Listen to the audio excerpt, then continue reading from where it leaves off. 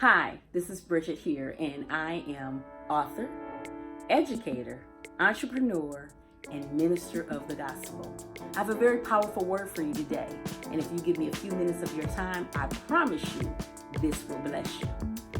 I want to share a very potent testimony. It started in 1989. A transformation started happening. I graduated in 1984, went off straight immediately to college, but I dropped out. So I was a college dropout. Not only that, I had 2 children by this time, and I was actually on welfare. My self-esteem was very, very low. On the outside, I was a very charismatic person, and no one would ever know the things that were going on within my mind, within my emotions. And some things I even hid from others, and I did a really good job of hiding it. But in 1989, things kind of came to a halt and changed. I tried to take my life. In 1999, I had entered back into college, and it was very frustrating. There was a lot of things that were going on, and my emotional intelligence, my emotional IQ was not that high because I wasn't valuing who I was as a person. But a story, would you believe that? A story changed my life. And I want to share it with you today because I want you to understand how valuable and important stories are. It's very important for us, especially those of us that are getting older, for us to share with our youth the power of the spoken word. So in 1989, I re-entered college. I was in an African American Studies class, and we were discussing the Black Power movement. And others in the class began talking about the Black Panthers. And someone brought up a raid that happened on December 4th, 1969 in Chicago, Illinois. And they mentioned 2 very key vital people, Fred Hampton and Mark Clark. Well, Mark Clark was my uncle. And we started this conversation, and I got in the conversation, of course, because that's my uncle. But there were people in the classroom that knew a little bit more about the movement and about things than I did. So immediately I went home and I had a conversation with my mother. I went to her home and she sat me down, and this very vital, important story changed my life forever.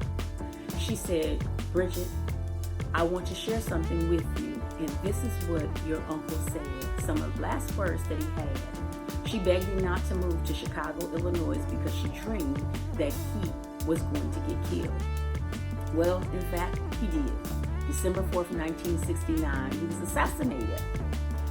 She told me his last words were, "I have to go, I must go, because I'm doing this so that they can have a better life."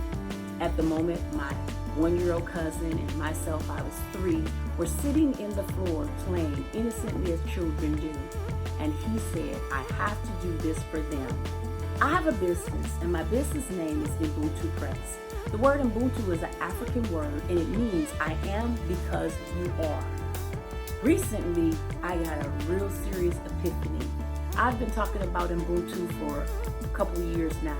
I decided to launch my own business, and as I was writing my tagline, the epiphany came to me. Wow, my uncle, I am because he was. He decided that his 20-year-old life was not as valuable as my 3-year-old life. What he was willing to do and sacrifice because he wanted not just me, but every child that looked like me to have a better life. And I did. In the intro, I told you, I'm an author, I'm an educator, I'm an entrepreneur, and a minister. I've lived a great life.